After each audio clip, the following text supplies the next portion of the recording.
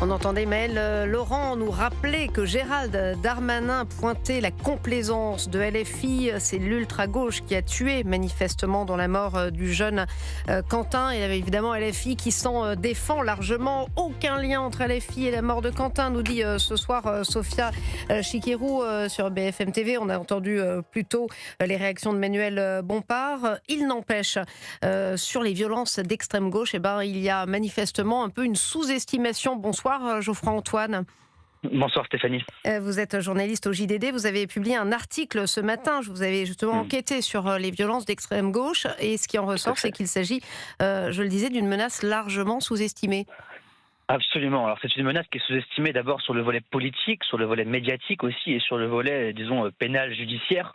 En revanche, c'est une menace qui est assez bien documentée et suivie par les services compétents qui sont les services de renseignement. Quelques chiffres que Gérald Darmanin avait portés à connaissance du grand public en 2023. En France, c'est 10 000 individus qui sont suivis pour appartenance à la gauche radicale, dont 3 000 fiches S. C'est une menace aussi qui est transnationale, puisqu'à l'échelle européenne, et là je cite les chiffres d'Europol, donc l'agence de police européenne, on a eu quand même 24 tentatives d'attaques terroristes en 2024, 31 en 2023, perpétrées, avortées ou déjouées par des mouvances de gauche radicale.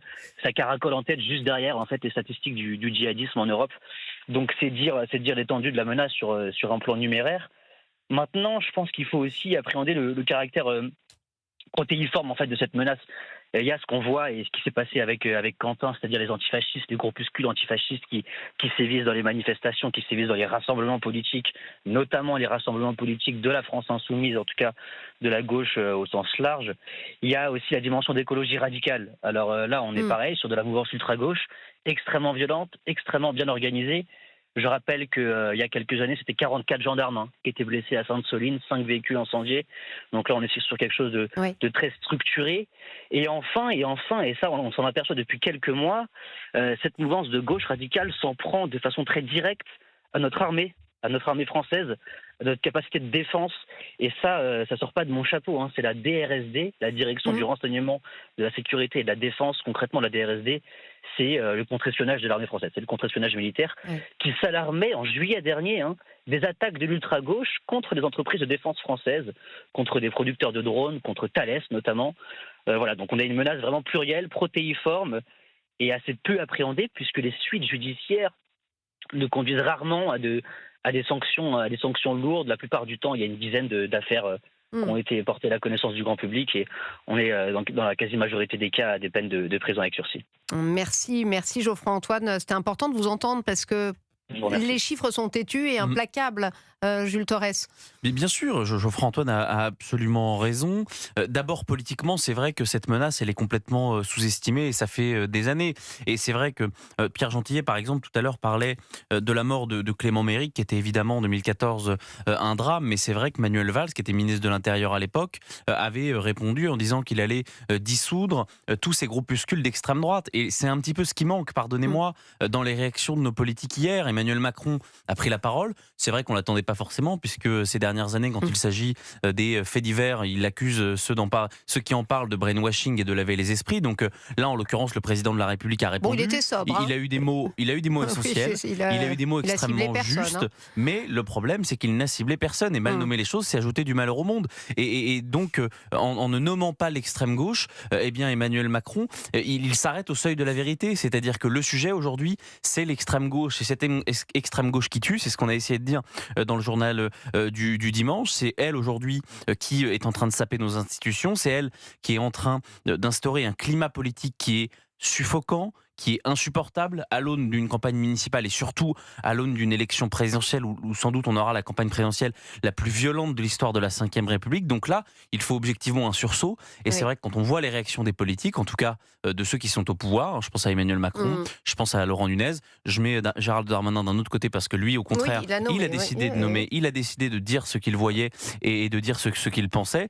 Mais on est très loin du sursaut quand on voit cette mollesse dans les réactions. Catherine Rambert, moi je me disais, regardé depuis hier soir, je me suis dit, bon, il y aura quand même un avant et un après. C'est une étape dramatique. La mort d'un jeune homme de 23 ans, étudiant en mathématiques, alors militant identitaire. Enfin, il était non violent et il avait bien le droit de penser, d'avoir sa propre idéologie. Il n'empêche, il a été plutôt décrit comme un garçon absolument pacifique. L'enquête va suivre son cours, mais enfin, il me semble dénué de tout soupçon, ce jeune homme. En tout cas, factuellement, il n'est plus là. Mais je pense qu'il n'y aura pas de avant et après. Il n'y a pas vraiment d'émotion unanime dans le pays. J'aimerais pouvoir vous dire qu'il y aura d'avant et après. J'ai du mal à le croire. L'extrême gauche, vous savez, ils ont gagné le combat de l'image. Il y a toujours ce côté romantique. Et du récit. De l'image et du récit. Il y a toujours ce côté romantique. Ils se prennent pour des Robin des Bois. Même quand Action Directe allait tuer des dirigeants en France, il y avait un côté, on tue le capitalisme, après tout, c'est normal. Et donc, on est dans ce récit-là. Par rapport à ce qu'a dit Emmanuel Macron, la bonne nouvelle, c'est qu'on a un président qui s'est souvenu qu'il était président du peuple français et ça lui a permis de redescendre un peu de la stratosphère dans laquelle il était perché. Et ça nous permet aussi de sortir de cette fameuse séquence que moi j'ai baptisée la séquence Ken. Vous savez qui est Ken, c'est le mari de la première Barbie, voilà. Qui est Ken à du lunettes de soleil. Ken nous montre qu'il sait parler anglais, faucheur. Ken s'est rappelé qu'il était président des Français et qu'il devait un peu compatir aux maux de la France dont il est en grande partie responsable. Donc s'il y a un petit côté, je ne vais pas dire positif, parce que dans cette histoire, il n'y a rien de positif, mais à saluer, c'est au moins que Macron est redescendu parmi nous. D'ailleurs, il était l'invité, le président de la République, ce matin de Radio J. Il parle de l'extrême gauche. Écoutez ce qu'il dit. Je ne fais pas les classements de sensibilité, c'est au ministère de l'Intérieur de le faire pour les élections, mais je crois qu'il n'y a pas tellement de mystère pour dire qu'ils sont à l'extrême gauche. Oui. L'extrême gauche, est-ce qu'ils font partie toujours de l'axe républicain? Sur cette formule, il faut regarder les choses. Quand des Françaises et des Français élisent et mettent à l'Assemblée des parlementaires, mettent des gens dans les institutions de la République, et donc on ne peut pas par un discours les en exclure. Mais je constate que dans les positions qu'ils prennent, en particulier sur l'antisémitisme, ils contreviennent à des principes fondamentaux de la République, à des valeurs de la République. Vous direz comme Raphaël Enthoven, c'est un mouvement passionnément antisémite? C'est normal que les intellectuels, et je respecte beaucoup M. Enthoven, qui travaillent et s'engagent, mais aient leur propre formule. Il ne m'appartient pas de qualifier cela. Mais en tout cas, il y a clairement des expressions antisémites qui émergent et qui doivent être combattues. En l'occurrence, là, il était interrogé sur LFI. Est-ce que c'est un mouvement d'extrême gauche? Mais vous voyez comme il est fumeux dans ses réponses, comme il s'écoute parler.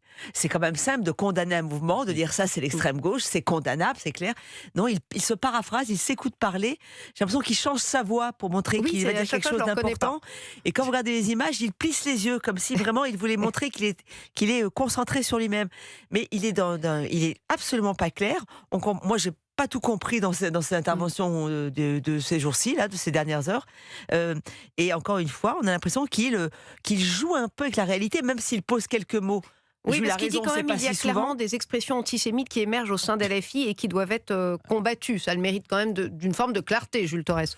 Bon, c'est pas si clair. Hein. Oui, c'est clair, mais enfin bon, il y a des circonvolutions quand même. Moi, je suis assez d'accord. J'ai rien compris à cette interview. Enfin, l'interview de Frédéric Aziza est évidemment très bien menée, mais c'est vrai que les réponses d'Emmanuel Macron, on voit très bien que ces sujets-là ne l'intéressent pas, que finalement c'est pour lui de la petite politique politicienne.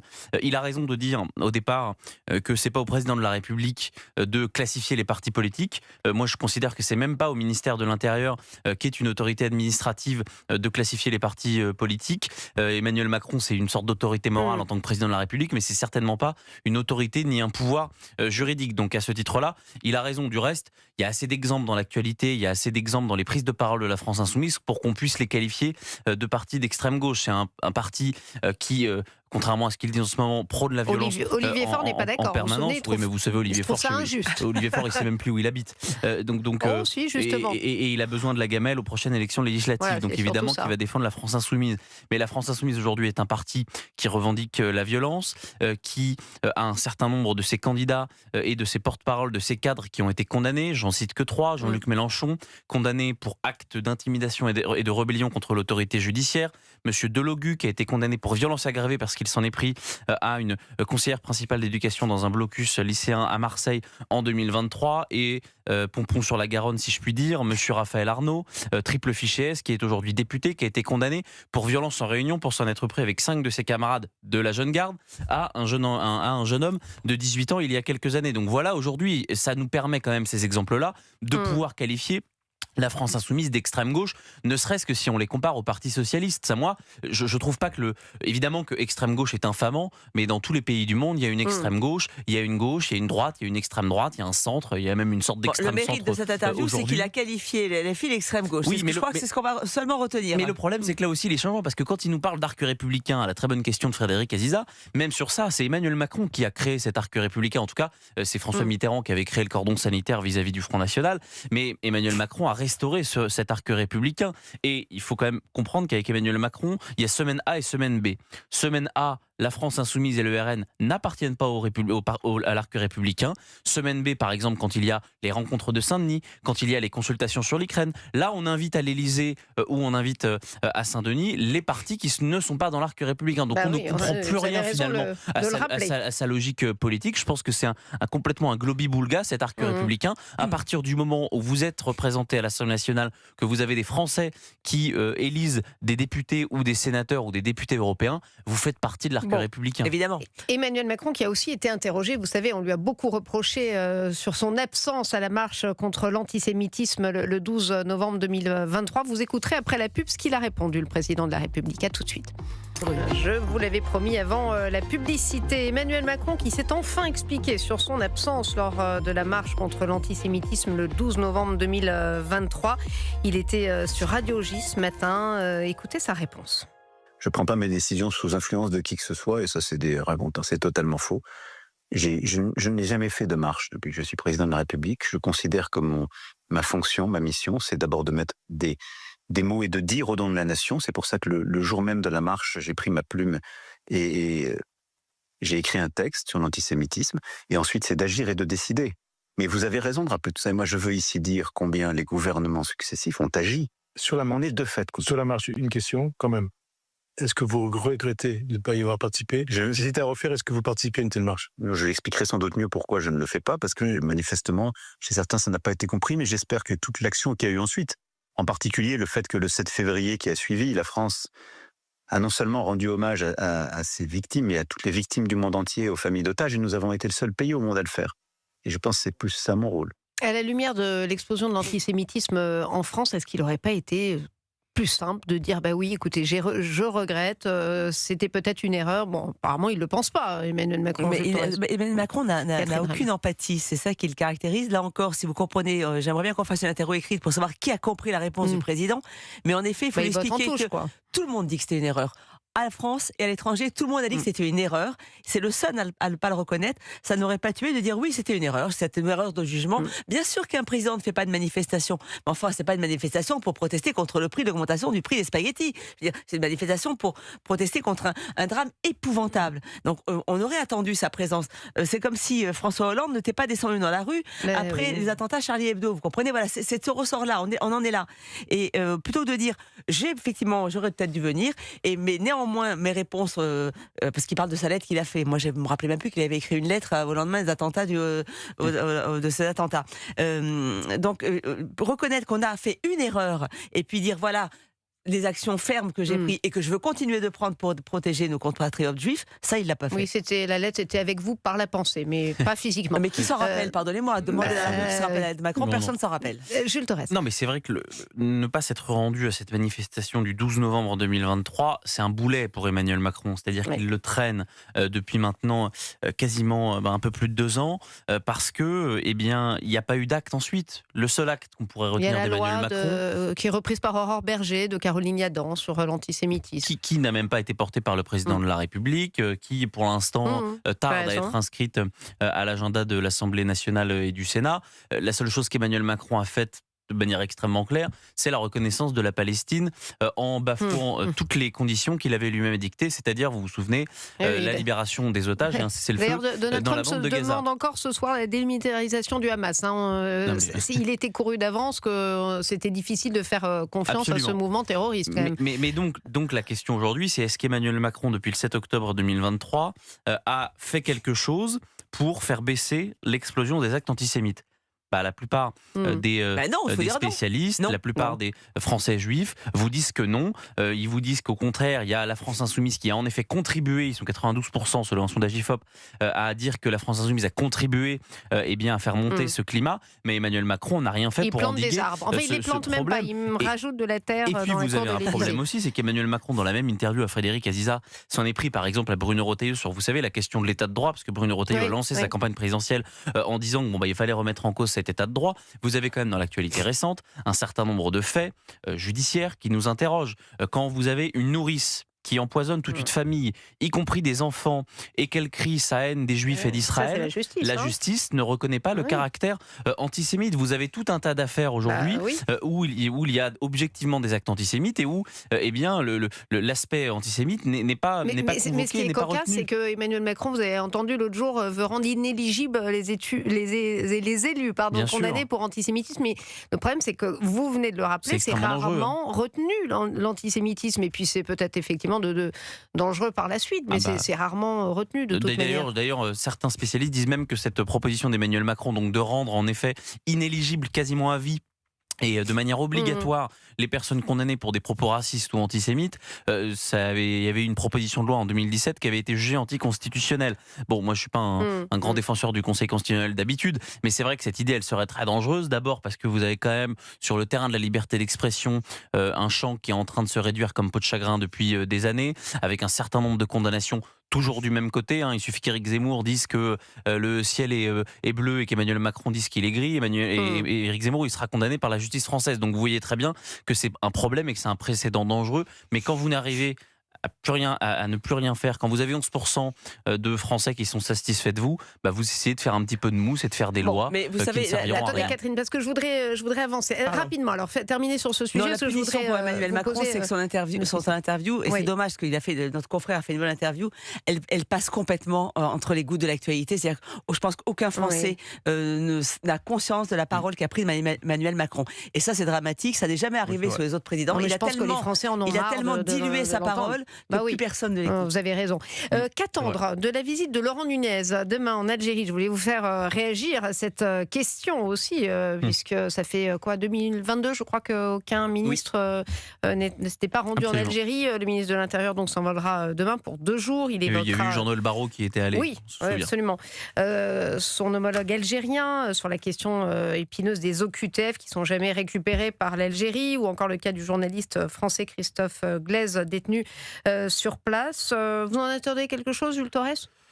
Pas grand-chose, pour être tout à fait honnête avec vous. Je pense qu'il y a 3 points qui sont extrêmement importants. D'abord, le premier qui est un sous-point, j'espère que la France ne va pas y aller pour faire encore une fois la diplomatie de la carpette et la diplomatie de la soumission, comme on avait pu le voir quand Jean-Noël Barrot s'est rendu il y a quelques mois en Algérie, où il avait signé un communiqué commun avec le régime d'Alger, qu'il avait quasiment promis monts et merveilles en disant qu'il obtiendrait la libération de Boualem Sansal et quasiment qu'il reviendrait dans l'avion avec lui. Il n'en fut rien. Il n'y avait pas eu ça et la France avait été ridiculisée. 3 points. D'abord, la libération de Christophe Glaise, qui est enfermé depuis maintenant quasiment 2 ans dans les geôles algériennes parce qu'il a fait un reportage en Kabylie. Enfin voilà, et on l'accuse aujourd'hui. Il a été condamné à 7 ans de prison pour apologie du terrorisme. La deuxième des choses, c'est la réadmission, en effet, des OQTF dangereux qui ne sont systématiquement jamais repris par le régime algérien, parce qu'on voit très bien qu'ils jouent sur notre territoire. Et ensuite, c'est une question extrêmement claire que Laurent Nunez doit poser. Quelle est la politique de l'Algérie vis-à-vis de la France aujourd'hui, parce que on a un régime algérien qui a blacklisté nos entreprises, qui a cessé quasiment tout renseignement sécuritaire et militaire ces derniers mois et ces dernières semaines vis-à-vis de la France, qui quand même, on sait qu'il y a des routes et des flux migratoires, il y a potentiellement des gens dangereux qui arrivent par le Maghreb. et le renseignement sécuritaire est quelque chose qui est évidemment de très important. Donc pour toutes ces questions-là, eh bien, Laurent Nunez, il doit les poser et il doit revenir avec une feuille de route extrêmement claire. J'entendais Sylvain Maillard chez CNews Europe 1 cette semaine qui nous disait, bon après il y a deux approches. Il y a l'approche de Bruno Retailleau qui a joué le bras de fer, il y a l'approche de Laurent Nunez qui va aller dans le but finalement de faire en sorte que les Algériens récupèrent leurs OQTF. Qu'est-ce que vous en pensez, Catherine Robert? Je pense qu'il y a eu l'approche aussi de Jean-Noël Barrot qui nous a ridiculisés. Moi je pense que le ministre de l'Intérieur revient avec le prisonnier français, ou c'est pas la peine d'y aller. Parce que je pense que le pouvoir algérien se rit de nous et qu'on ne va pas encore s'humilier à demander des grâces au régime algérien. Il rentre avec le prisonnier français dont le nom m'échappe à l'instant, excusez-moi. Christophe Glaise, où ça ne sert à rien. Et je pense que malheureusement, j'espère que ce ne sera pas le cas, mais malheureusement, on va encore aller à Canossa se faire prendre des coups par l'Algérie. Bon, on verra demain, en tout cas, quand il s'envolera Laurent Nunez. Sauf s'il rentre avec Christophe Glaise. Et juste un mot sur la riposte graduée dont avait parlé Bruno Retailleau, parce que c'est vrai qu'on a tendance, quand on parle de l'Algérie, à dire qu'il y a deux lignes. Il y a celle d'Emmanuel Macron, de Jean-Noël Barrot et de Laurent Nunez, et celle de Bruno Retailleau. Pardon, mais il y a une seule de ces deux lignes qui n'a jamais été utilisée, c'est celle de Bruno Retailleau, parce qu'il n'a jamais pu réussir. Il voulait, lui, engager un bras de force, il voulait dénoncer les accords de 68, il voulait dénoncer les accords de 93. Il y avait eu un ultimatum de il faut mettre à plat nos accords avec l'Algérie, nos rapports avec l'Algérie et repartir sur une feuille blanche. Il y a tout un tas de leviers qu'on peut poser, notamment sur les droits de douane, notamment sur les certains nombres de bénéfices qu'ont les hiérarques algériens, par exemple, en France, et tout ça, eh bien, ça n'a jamais été fait. Il nous reste 2 minutes, je voulais... On pourra demander qu'ils nous remboursent. Ils ont une note de soins hospitaliers à nous devoir aussi. Ils pourraient demander qu'ils nous la remboursent. Je pense que l'hôpital américain à Neuilly a une certaine ardoise. Qu'au moins Nunez rentre avec le chèque, ce serait déjà pas mal. C'est vrai, c'est une bonne suggestion. La question du jour, c'était trouvez-vous la loi sur l'aide à mourir trop permissive sur le site Europe 1? Eh bien c'est oui, 78% d'entre vous, non pour 22%. Alors on rappelle que le texte sur la fin de vie est de retour à l'Assemblée nationale dès demain pour la deuxième lecture et des partisans de l'aide à mourir donc mis sur une adoption rapide, ça on l'a bien compris, du texte pour une mise en œuvre dès 2027. C'est vrai que là ça va vite, ça s'accélère. J'ai entendu que d'ailleurs les partisans voulaient augmenter le champ de cette loi de manière assez quand même inquiétante, notamment aux mineurs, etc. Voilà des gens qui trouvent que la principale urgence en France aujourd'hui en 2026, c'est d'accélérer le processus de mort. Et en cela, ce texte, je le trouve extrêmement inquiétant. Je ne sais pas comment il va survivre dans la mesure où le Sénat l'a rejeté, et donc c'est la version pour l'instant de l'Assemblée nationale qui était une version extrêmement permissive qui ouvrait le champ de l'euthanasie, puisqu'on parle d'euthanasie, on ne parle pas seulement de fin de vie ou d'aide à mourir, on parle d'euthanasie, ouvrait le champ à 1 million de personnes, 1 million de personnes avec ce texte-là qui sont éligibles à l'euthanasie, avec des garde-fous qui ont tous sauté, avec un délit d'entrave qui a été ajouté par la commission de l'Assemblée nationale et le délicieux rapporteur monsieur Falorni. Voilà, ce texte, objectivement aujourd'hui, est un texte extrêmement dangereux, est un texte qui va acter une sorte de rupture anthropologique avec la société dans laquelle on vit. On vit dans une société de l'entraide et non pas une société de l'abandon. Je trouve que le débat n'a pas eu lieu d'abandon. Parce que c'est vrai que sur le papier, on se dit bah oui, personne n'a envie de mourir dans l'indignité, etc. Mais quand vous discutez avec les gens des soins palliatifs, tout le monde préfère mourir accompagné, doucement, entouré de médecins. Vous n'allez peut-être pas être d'accord, vous avez le droit d'ailleurs. Bien sûr, j'ai le droit. Alors, vous avez raison, ce texte, il était peut-être trop permissif, mais pour autant, est-ce qu'il faut éliminer ce principe d'aider les gens à mourir? Moi, j'ai dans ma famille, comme beaucoup de gens, en France, une personne en fin de vie qui souffre le martyre, qui est en soins palliatifs depuis 2 ans, et cette personne souhaiterait mourir. Donc, entre un texte trop permissif et le supprimer, je pense qu'il y a une voie médiane qu'il faut explorer. Moi, je pense qu'il faut quand même avancer sur cette aide à mourir en mettant des garde-fous nécessaires. Mais justement, ils ne sont pas forcément là et c'est bien le sujet. Merci beaucoup Catherine Rambert, merci à Jules Thorel.